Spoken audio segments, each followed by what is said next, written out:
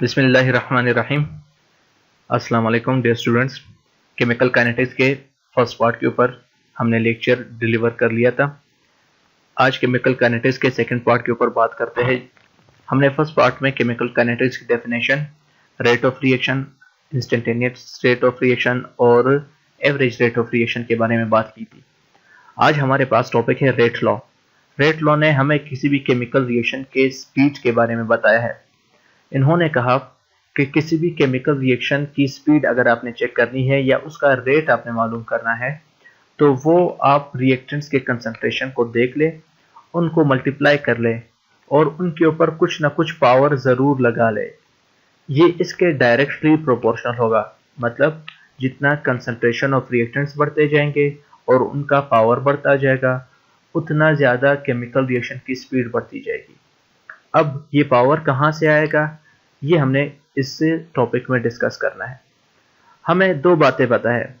एक ये कि लॉ ऑफ मास एक्शन कहता है कि अगर आप कोई भी बैलेंस केमिकल इक्वेशन लो जिसमें capital A capital B reactants, capital C capital D products, small a small b coefficients of reactants, small c small d coefficients of products है, तो लॉ ऑफ मास एक्शन ने कहा कि ये small a small B जो कि यहाँ पे कोफिशिएंट है वही जाकर पावर बन जाएंगे रेट ऑफ रिएक्शन के एक्सप्रेशन में। लेकिन रेट लॉ ने इससे मुखालफत की।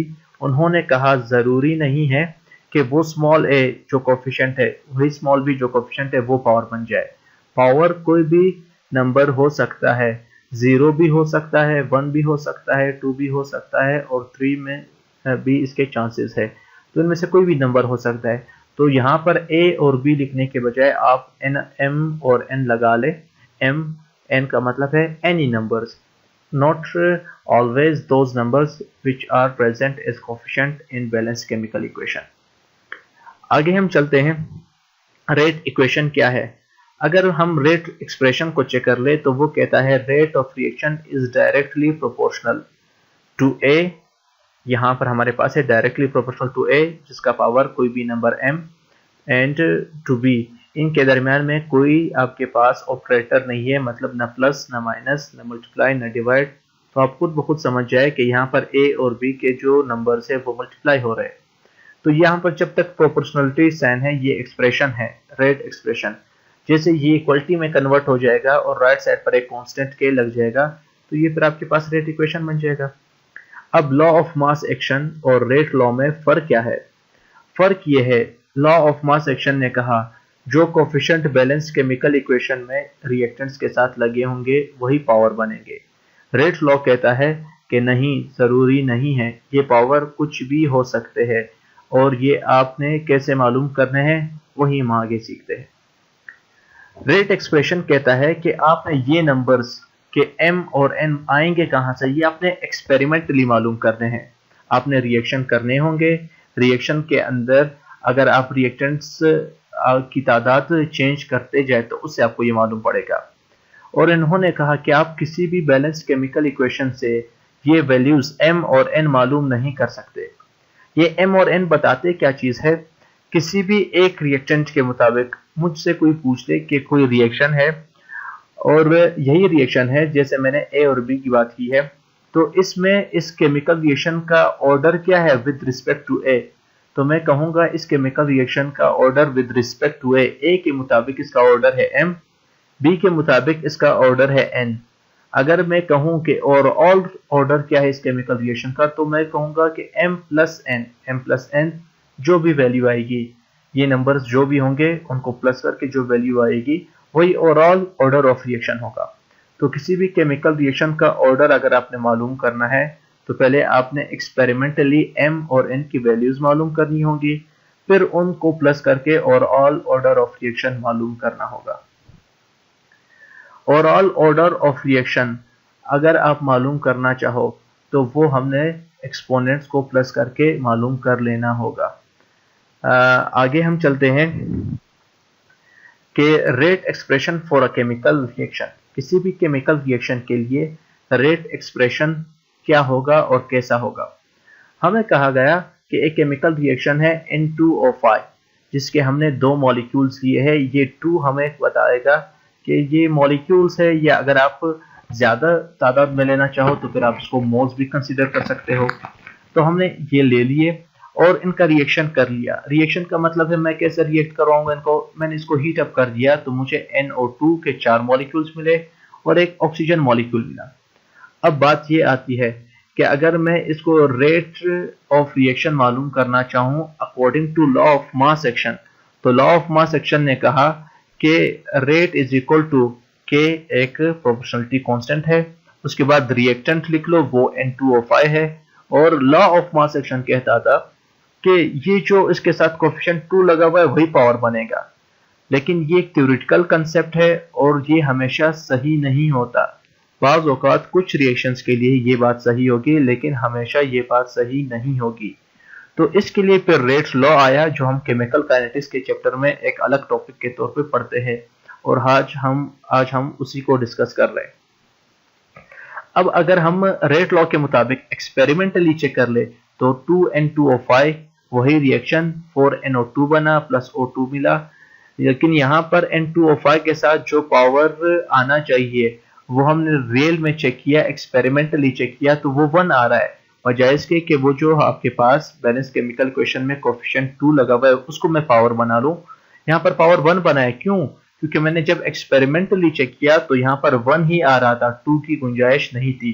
तो इस वजह से लॉ ऑफ मास एक्शन यहाँ पर गलत साबित हुआ।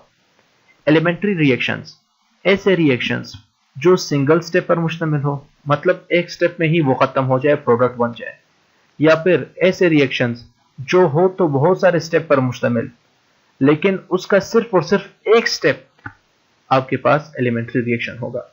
अगर आप उन तमाम स्टेप्स को मिलाकर बात कर लो तो फिर वो एलिमेंट्री रिएक्शन नहीं कहला सकता।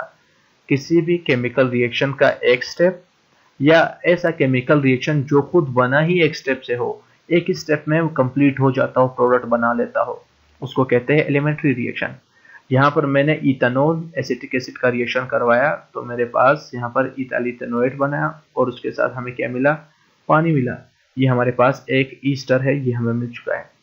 अब ये केमिकल रिएक्शन एक स्टेप में मुकम्मल हो रहा है तो ये elementary reaction. Non elementary reaction या जिसको हम ओवरऑल रिएक्शन कहते हैं वो क्या है? कुछ केमिकल रिएक्शन ऐसे हैं जो सिंगल स्टेप में कंप्लीट नहीं हो सकते, तो फिर वो क्या करेंगे? वो मुख्तलिफ स्टेप से गुजरते हुए फाइनल प्रोडक्ट बना कर देंगे। ऐसा केमिकल रिएक्शन जो एक से ज्यादा स्टेप पे कंप्लीट हो उसको कहते हैं नॉन एलिमेंट्री रिएक्शन या ओवरऑल रिएक्शन। यहाँ पर हमारे पास हाइड्रोजन और ब्रोमीन दोनों हमारे पास गैसियस स्टेट में हमने इनको ले लिया है, इनका रिएक्शन करवा लिया तो हमने डायरेक्टली यहाँ पर इसके आगे 2HBr हाइड्रोब्रोमिक एसिड के 2 मोल्स या 2 मॉलिक्यूल्स हमने लिख लिए, लेकिन ये एक स्टेप में नहीं बनते। इसको बनाने के लिए काफी ज्यादा स्टेप से गुजर कर फाइनल प्रोडक्ट को बनाना होगा। अब ये जो रिएक्शन है ये ओवरऑल रिएक्शन है, ये फाइनली आपके पास ऐसा कुछ रिएक्शन बनेगा, लेकिन उसके स्टेप्स कैसे होंगे? सबसे पहले ब्रोमीन मॉलिक्यूल सूरज के डिफ्यूज लाइट में आप रखोगे तो वो किस में कन्वर्ट हो जाएगा? ब्रोमीन रेडिकल्स में। ये पहला स्टेप है, इसको हम कहते हैं सिंगल स्टेप है तो एलिमेंट्री स्टेप या एलिमेंट्री रिएक्शन कहला सकता है। किसी भी मल्टीपल स्टेप रिएक्शन का एक स्टेप एलिमेंट्री स्टेप या एलिमेंट्री रिएक्शन।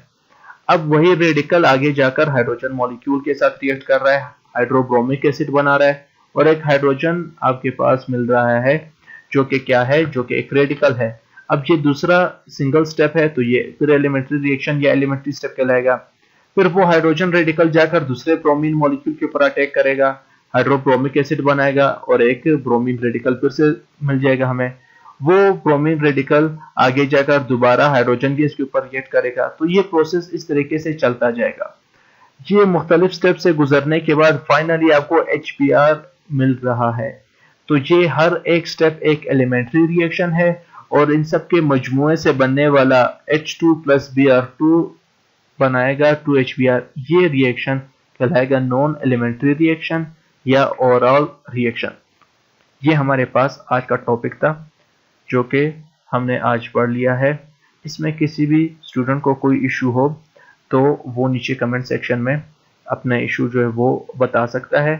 हम उस इशू को परसू करने की कोशिश करेंगे। अगर वो कमेंट में आसानी से वाज़े तौर पर नहीं क्लियर हो सकता था तो हम उसके ऊपर एक अलग सा लेक्चर तैयार करने की कोशिश करेंगे। Thank you so much. अल्लाह हाफिज़।